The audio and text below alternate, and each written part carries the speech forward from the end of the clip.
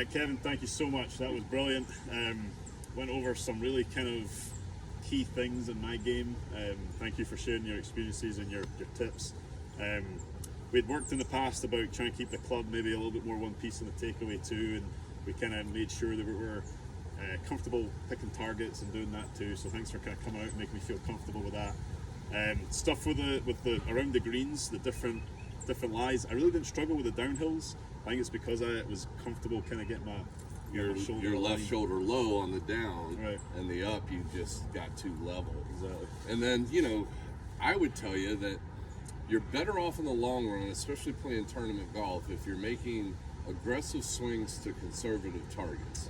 Okay, instead of trying to fit something into a tight area that you're capable of maybe 3 out of 10 times. Right. Okay, that's not a high percentage, and the managing of your game around the course is crucial to scoring. And especially here. And you're such a good iron player. The difference between an 8 iron and a 9 iron, does it really matter? Not really. If you're dropping in from the trees. Exactly. So while it's fun to blast driver, and there are golf courses that, their setup allows that, right, you're in the long run, I think you're much better off making, like I said, aggressive swings to conservative targets, the widest part of the fairway, and keep the ball in the short stuff, and your scores are in the long run definitely going to be lower. Yeah, I'm really excited to take it to tournaments, and even tournaments I've played in the past, I can think about situations where I was like, well, if I just thought about that a little bit better and I hadn't tried to squeeze it and that sort of stuff.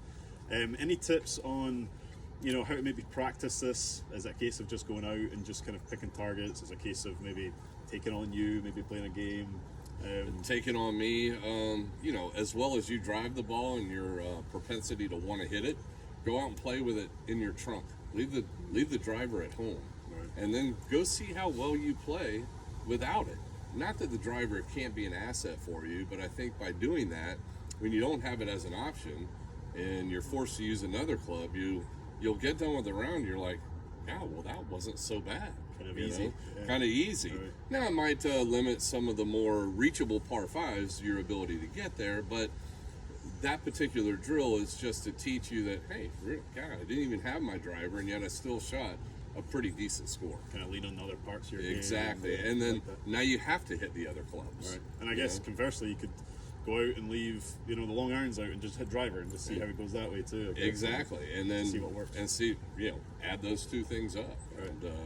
And I think as good a player as you are, that and as good a driver of the ball, you don't always need to be pulling it out.